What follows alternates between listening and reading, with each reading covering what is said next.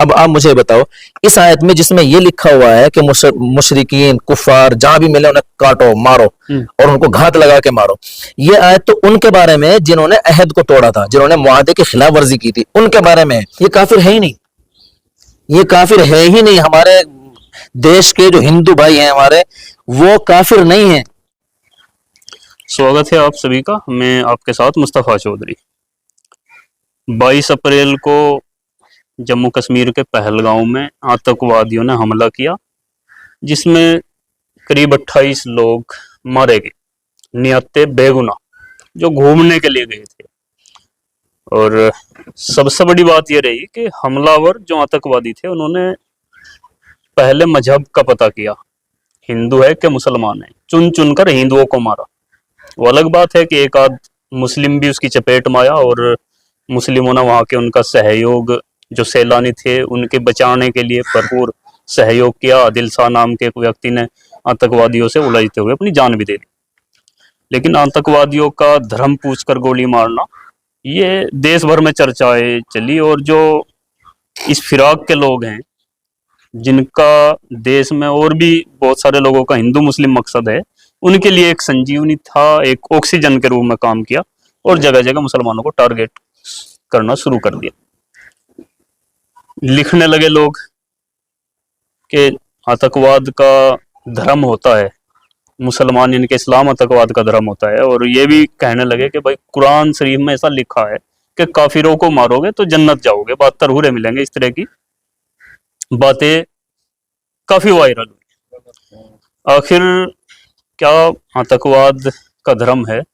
اسلام آتنکواد سکھاتا ہے کافروں کو مارنے کے لیے، اسلام کہتا ہے۔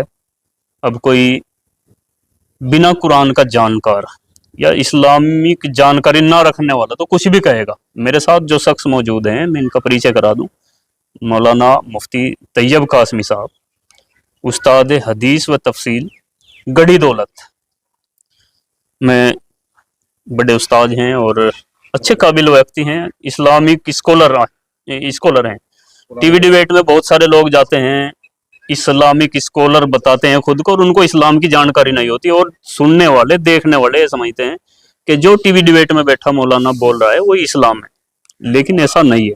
اور بہت سارے بنا علماء بھی اور غیر مذہبی لوگ بھی اسلام پر گیان دیتے پھرتے ہیں۔ دراصل اسلام کی جانکاری کے لیے آتنکواد اور اسلام کا کیا کنیکشن ہے، اسی پر جانکاری آپ لوگوں تک پہنچانے کے لیے میں مفتی صاحب کے پاس موجود ہوں۔ سب سے پہلے مفتی صاحب آپ کا بہت بہت سواگت ہے ہمیں سمے دینے کے لیے۔ شکریہ۔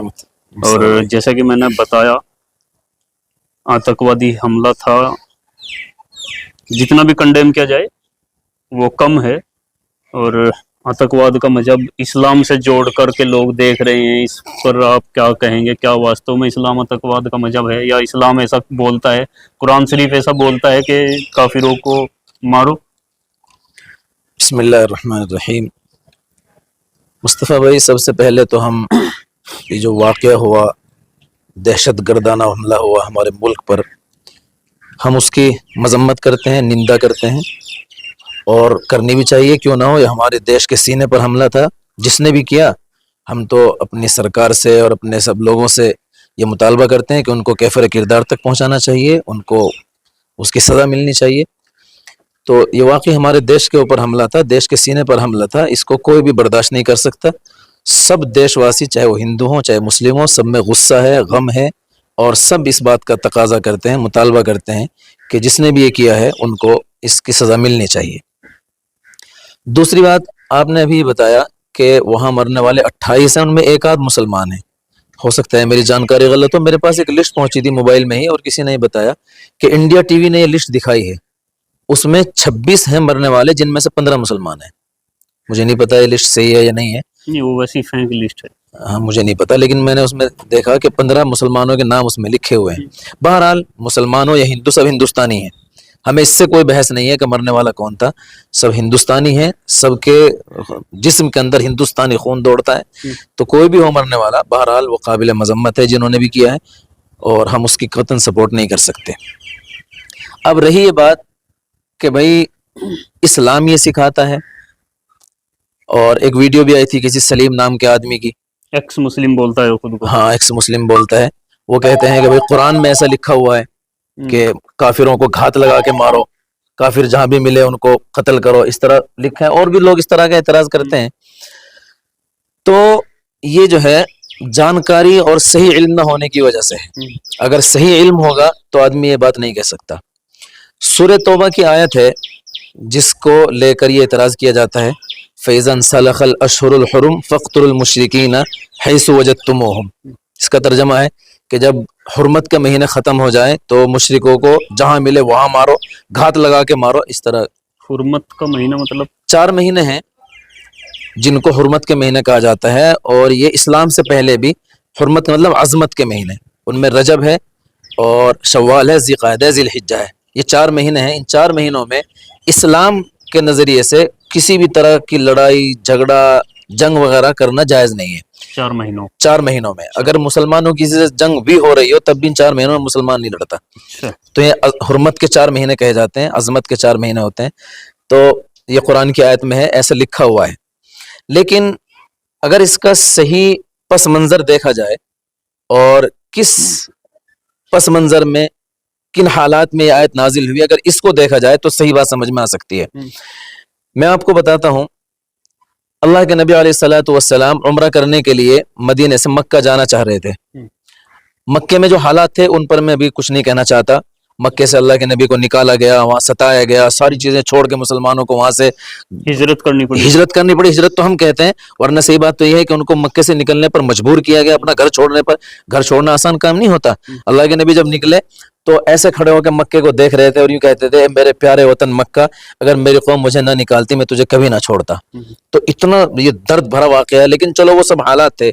سن 6 ہجری کی بات ہے، آپ جانا چاہتے تھے عمرہ کرنے کے لیے. اس زمانے میں عمرہ کوئی بھی کر سکتا تھا، جو مسلمان نہیں تھے وہ بھی عمرہ کرتے تھے، حج کرتے تھے وہ لوگ بھی.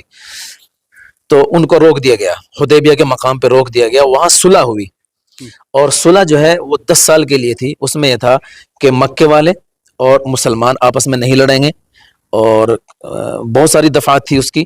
اس میں یہ بھی تھا کہ کوئی اگر آدمی مکے سے مسلمان ہو کر مدینہ آ جائے تو اسے مسلمان واپس کریں گے، لیکن مدینے سے کوئی آدمی اگر مذہب چھوڑ کے واپس مکے میں جانا چاہے اسے منع نہیں کیا جائے گا.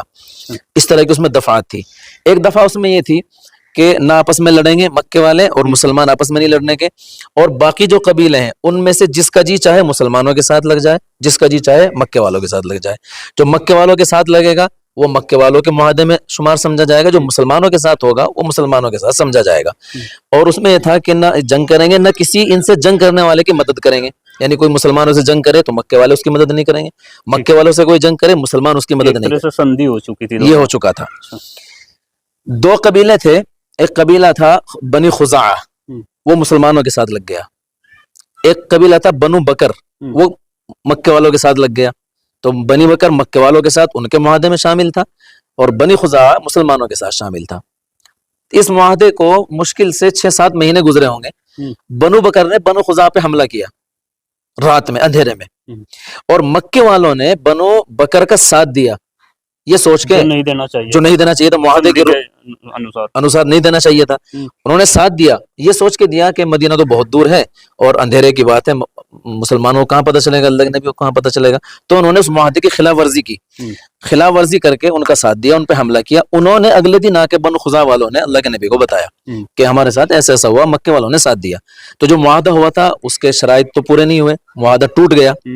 جب معاہدہ ٹوٹ گیا تو معاہدہ تو نہیں رہا نا.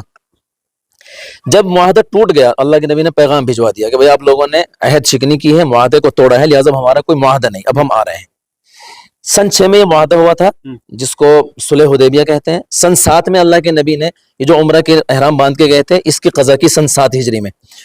جب معاہدہ ٹوٹ گیا سن 8 ہجری میں اللہ کے نبی نے مکے پہ حملہ کیا، باقاعدہ بتا کے پہلے 8 ہجری میں مکے کو فتح کر لیا. اس کے بعد 4 طرح کے لوگ تھے وہاں. ایک تو یہی لوگ تھے مکے والے جن سے معاہدہ تھا، انہوں نے تو معاہدہ توڑ دیا، یہ ختم ہو گئے.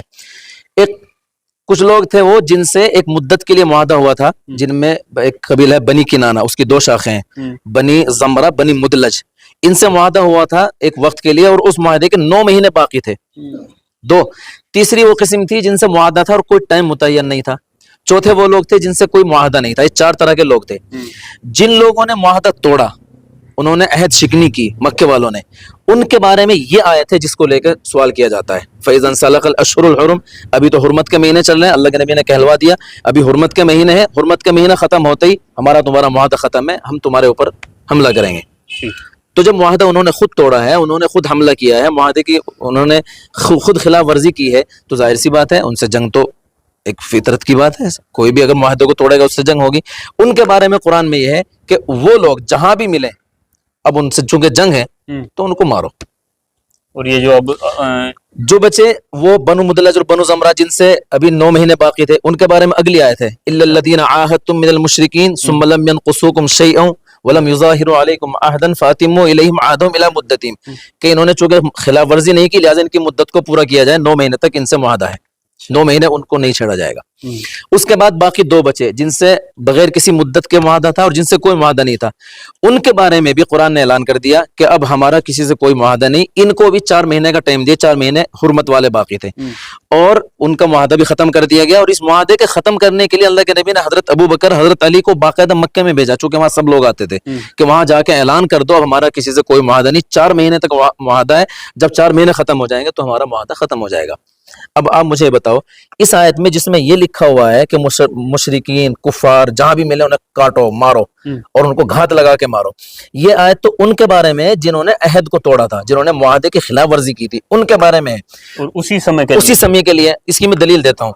اگر یہ اس کا یہ مطلب ہوتا ہے کہ کہیں بھی کوئی بھی کافر اور مشرک ملے اس کو مارو، تو پھر فتح مکہ میں جب 8 ہجری میں اللہ کے نبی وہاں گئے فتح کر لیا تو سارے وہی لوگ تھے، بلکہ وہ لوگ تھے جنہوں نے آپ کے اوپر پتھر پھینکے تھے، جنہوں نے طائف میں زخمی کیا تھا، جنہوں نے آپ کے راستوں میں کانٹے بچھائے تھے، جنہوں نے گھر سے نکلنے پہ مجبور کیا تھا. اللہ کے نبی نے بتاؤ کسی کو قتل کیا گیا؟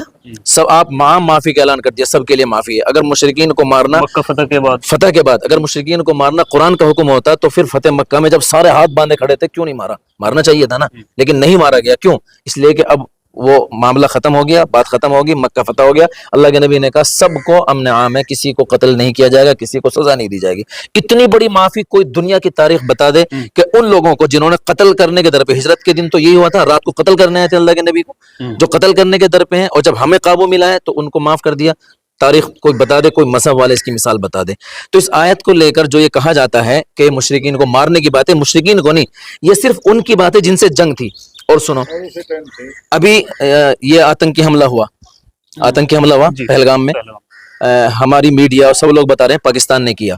ہمیں نہیں پتا، وہ تو جانچ کا وشے ہے، کیا نہیں کیا. اگر کیا ہے تو ہمارے گرہ منتری نے بھی یہ اعلان کیا ہے کہ پاکستانیوں کو چن چن کے نکالو، اور ہم بھی کہتے ہیں نکالو. اگر انہوں نے کیا ہے تو بالکل نکالو، لیکن ہمارے گرہ منتری کا یہ آدیش کہ پاکستانیوں کو چن چن کے نکالو، کیا ہمیشہ سے تھا اور ہمیشہ رہے گا یہ؟ اب بتاؤ. سمے کے انوسار، یہ تو سمے کا انوسار ہے.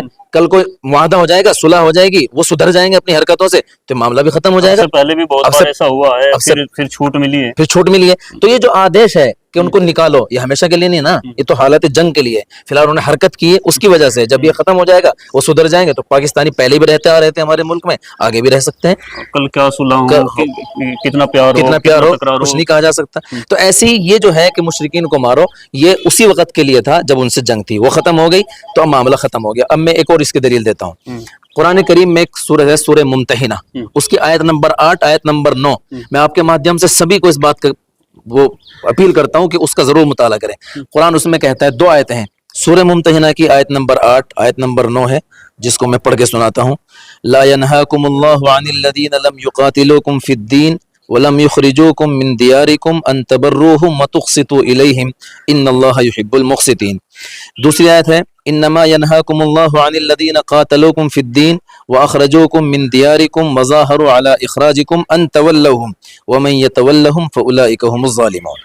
اس کا ترجمہ ہے کہ اللہ تمہیں منع نہیں کرتا کہ تم نیکی کا معاملہ کرو، انصاف کا معاملہ کرو ان لوگوں سے جنہوں نے تم کو گھروں سے نہیں نکالا، تمہارے اوپر ظلم نہیں کیا، ان سے منع نہیں کرتا.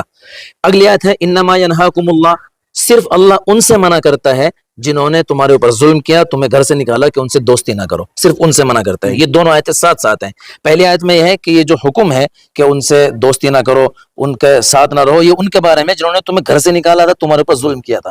اور رہے عام لوگ جنہوں نے ظلم نہیں کیا تمہارے اوپر، جنہوں نے تمہارے خلاف کوئی کاروائی نہیں کی، ان کے ساتھ دوستی کرنے سے اسلام منع نہیں کرتا. یہ بھی سوال آتا ہے کہ اسلام تو یہ کہتا ہے کافروں سے دوستی نہ کرو، آتا ہے نا، قرآن کی صاف آیت ہے کہ ان سے دوستی سے کوئی منع نہیں کرتا, اسلام بالکل منع نہیں کرتا جنہوں نے تمہارے اوپر ظلم نہیں کیا, تمہیں گھروں سے نہیں نکالا. صرف منع ان سے کرتا ہے جنہوں نے گھروں سے نکالا. مکے والوں نے نکالا تھا تو ان کے بارے میں وہ بات ہے, عام ہندوؤں کے بارے میں, عام کافروں کے بارے میں یہ بات نہیں ہے. بات سمجھ میں آ گئی؟ میں سمجھتے یہ بات کلیئر ہو گئی. جی جی. ایک اور بات یہاں پہ, یہ جو کہتے ہیں کہ ہم انہیں کافر کہتے ہیں, کافر کہتے ہیں ہمارے غیر مسلم بھائیوں کو, یہ بھی غلط ہے.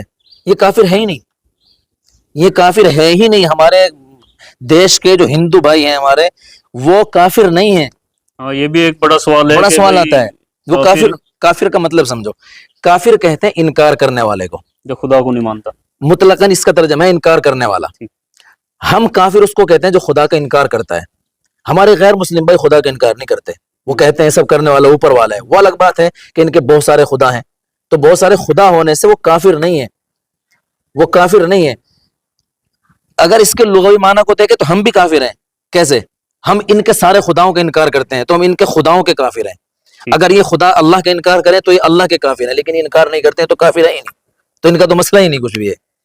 کافر کی سختی پر تو ان کا بھی وشواس ہے, ہاں, کسی بھی روح میں ہو. بالکل, یہ تو مانتے ہیں اوپر والا سب کچھ کرنے والا ہے. ہمارے تو کافر تو پھر جس کو ناستک بولتے ہیں. ناستک کیا ہوتا ہے؟ جو خدا کا انکار کرتا ہاں, ہے. وہ کافر ہیں جو خدا کا انکار کرے. ناستک بولتے ہیں جو خدا کا انکار کرے, یہ خدا کا ہمارے بھائی انکار نہیں کرتے, تو یہ کافر ہے ہی نہیں. ان کے تو مسئلہ ہی کچھ نہیں ہے. تو یہ سب افواہیں ہیں. اچھا ایک چیز اور ہے, وہ سلیم کی میں نے ویڈیو دیکھی, وہ کہہ رہے ہیں کہ مسلمانوں میں ایک چیز ہے التقیہ. وہ خود کو عالم بھی بتاتے ہیں کہ میں امام التقیہ کا مطلب انہوں نے بتایا کہ جب سامنے آؤ زبان سے ان کے ساتھ میٹھی میٹھی باتیں کر لو, اور دل میں وہی چھپا کے رکھو گے نہ قتل کرنا. اچھا, مطلب زبان میں کچھ دل میں کچھ, ایسا انہوں نے مسلمانوں کے بارے میں بولا. اس نے کہا, اور یہ کہتے ہیں اسلام ہے, یہ بہت بڑا ثواب کا کام ہے. تو میں آپ کے اس ویڈیو کے مادھیم سے ان کو بھی اور اپنے سارے غیر مسلم بھائیوں کو, سارے مسلمانوں کو میں چیلنج کرتا ہوں, کوئی اسلام میں, قرآن میں, حدیث میں التقیہ نام کی چیز دکھا دے تو ہم مان جائیں گے. التقیہ نام کی کوئی چیز اسلام میں ہے ہی نہیں, بلکہ زبان پہ کچھ دل میں کچھ, اس کو تو قرآن منع کرتا ہے. سورہ صف نمبر 2 آیت ہے, یا ایھا الذین آمنوا لم تقولون ما لا تفعلون, اے ایمان والو تم وہ باتیں کیوں کہتے ہو جو تمہیں کرنی نہیں ہے. آگے اللہ کہتا ہے کبر مقتا عند اللہ, دل میں کچھ زبان پہ کچھ اگر ہے تو یہ اللہ کے لیے سب سے زیادہ غصے والی بات ہے. کبر مقتا عند اللہ ان تقولوا ما لا تفعلون, جو بات تم نہیں کرتے ہو اسے زبان سے کہو, دل میں نہ ہو, تو یہ اللہ کے نزدیک بہت زیادہ غصے والی بات ہے اور بہت زیادہ ناراضگی کی بات ہے. تو التقیہ کا اس نے الزام لگا دیا مسلمانوں پہ. مسلمان ہی بیچارے اتنے اپنی طرف سے کوئی کچھ بھی کہتے ہیں, بس اوتھینٹک تو بات ہے نہیں. اب مسلمانوں کی, وہ میں نے شروع میں بولا بھی کہ بہت سارے ہمارے مسلمان عالم بھی اسلامک اسکالر بن کر کے ٹی وی ڈیبیٹ میں بیٹھتے ہیں اور وہ بےہودہ بات کرتے ہیں. بےہودہ باتیں کرتے ہیں. جو دیکھنے والے درشک ہیں وہ غیر مسلم ہو مسلم ہو, تو انہوں نے یہی سمجھے گا کہ یہی اسلام ہے. جی. اب یہ جو آپ جیسے لوگ ہیں یا قابل علماء ہے جو قرآن کا ترجمہ اچھے سے جانتے ہیں, تفصیل اچھے سے جانتے ہیں, ان کی بھی تو کمی ہے نا کہ خود سامنے نہیں آتے. نہیں, ایسا نہیں ہے. بات دراصل یہ ہے مصطفیٰ بھائی کہ ایک تو ہر میدان کے الگ الگ لوگ ہیں, کوئی کسی کام میں لگا ہوا ہے, کوئی کسی کام میں لگا ہوا ہے. جو جس کام میں لگا ہوا اس میں منہمک ہے, دوسرے میں وہ آنا نہیں چاہتا. دوسری بات یہ ہے, آپ ٹی وی ڈیبیٹ والوں کی بات کر رہے ہو, وہ صحیح بات سنتے کہاں ہیں؟ صحیح بات وہ سنتے کہاں ہیں؟ وہ تو اپنے مطلب کی بات اپنے الفاظ دوسرے کے منہ میں ڈال کے سننا چاہتے ہیں. تو جب وہ سننا ہی نہیں چاہتے تو صحیح لوگ وہاں کس لے جائیں گے؟ اسی لیے دارالعلوم نے منع کیا تھا اس وقت کہ بھائی کوئی بھی ٹی وی ڈیبیٹ پہ نہیں جائے گا, کیونکہ وہ سنتے ہی نہیں. اگر وہ صحیح سنے تو ہم بتانے کو تیار ہیں. صحیح دارالعلوم نے ان کے بارے میں بولنا چاہیے نا, جو جاتے ہیں وہاں پر. اس نے وقت بولا تھا دارالعلوم قاسمی نام کے آگے لگاتے ہیں اور رسیدی لگاتے ہیں اپنے جو ادارے ہیں. خیر, وہ جو آیت ہے جس کو سورہ توبہ کی آیت نمبر 9 ہے, وہ غالباً جس کو لے کے یہ اعتراض کیا جاتا ہے کہ اس میں کافروں کو, مشرکوں کو مارنے کا حکم ہے, وہ نہیں ہے. وہ نہیں ہے. میں نے 2 دلیلیں دی ہیں اس کے بارے میں. وہ تو صرف اس وقت ان لوگوں کے بارے میں جنہوں نے معاہدے کو توڑا تھا. اچھا, اس کی میں ایک چھوٹی سی مثال ویسے دیتا ہوں اپنی. مثلا آپ کو نزلہ ہو رہا ہو, ہے نا, اور میں نزلے میں آپ سے کہوں بھائی مصطفیٰ بھائی ٹھنڈا پانی تو حرام ہے آپ کے لیے. بالکل, وہ نزلے کی حالت میں, وہ نزلے کی وجہ سے نا واستو میں حرام ہی ہوگا. بالکل. اب یہ بتاؤ کیا وہ ہمیشہ کے لیے حرام ہو گیا اور سب کے لیے حرام ہو گیا؟ جب تک نزلہ, وہ تو نزلے کی وجہ سے ہے. نزلہ ہے, آپ کو نقصان دے گا, مت پیو. تو ہمیشہ آپ کے لیے بھی حرام نہیں اور دوسروں کے لیے بھی حرام نہیں ہو. ہمیشہ عام طور پہ یہ فتویٰ نہیں حرام ہونے کا, ہمیں بولتے رہتے ہیں بھائی دیکھو ٹھنڈا نہ پیو, ٹھنڈا پانی پینا آپ کے لیے حرام ہے. تو اس کا مطلب تو نہیں کہ آپ کے لیے ہمیشہ حرام ہو گیا. یا جو بھی بات سنتے ہوئے جا رہا ہو, مفتی صاحب کہہ رہے ہیں ٹھنڈا پانی پینا حرام ہے, تو وہ غلط سمجھ رہے ہیں نا, غلط مطلب نکال رہے ہیں. یہ صرف اس حالت کے لیے تھا جس میں آپ کو نقصان دے. ایسی اس آیت کا تعلق بھی صرف ان سے تھا جن سے لڑائی چل رہی تھی, معاہدہ ہوا تھا, انہوں نے معاہدے کو خود توڑا, اللہ کے نبی نے نہیں توڑا. اور پھر بھی اللہ کے نبی نے ان کو جب فتح مکہ کیا تو کوئی سزا نہیں دی, پھر کوئی سزا نہیں دی. کچھ نہیں کہا. اگر یہ حکم سب کے لیے ہوتا تو فوراً کرنا چاہیے تھا. بہت ہی اچھے اور آسان طریقے سے آپ نے بتایا کہ اسلام میں قرآن میں کہیں ایسا نہیں ہے کہ بھئی کافروں کو جہاں پاؤ ان کو مارو. وہ وقت کے حساب سے کیا تھا مفتی صاحب نے کلیئر بتایا, اور بہت سارے ادھارن بھی دیے. کچھ چیزیں وقتی ہوتی ہیں, وہ ہمیشہ کے لیے نہیں ہوتی. یہ جو ویڈیو میں نے دیا ہے, یہ بتایا ہے تفسیر قرآن کی, اس کی میں پوری ذمہ داری لیتا ہوں. بعد میں بھی کسی کا کوئی سوال ہو تو میں اس کا جواب دینے کو تیار ہوں. بالکل, اگر کسی کا کوئی اور سوال ہو میں پھر سے مفتی صاحب سے رابطہ کروں گا, ویڈیو بناؤں گا. اگر آپ کے کسی کے بھی کوئی سوال ہیں اسلام سے تعلق, یا جو مفتی صاحب نے بتایا ہے کافر کو جہاں پاؤ مارو, اس طرح کی کوئی کہیں کوئی آدیش قرآن میں نہیں ہے ہمیشہ کے لیے. وقتی طور پہ جو تھا مفتی صاحب نے جو بتایا آپ شاید سمجھ گئے ہوں گے. آپ کے جو بھی سوال ہوں کمنٹ باکس میں ضرور دیجیے گا. دوبارہ پھر مخاطب مفتی صاحب ہوں گے تو آپ کے سوال ضرور پوچھے جائیں گے. بہت بہت شکریہ آپ سبھی کا.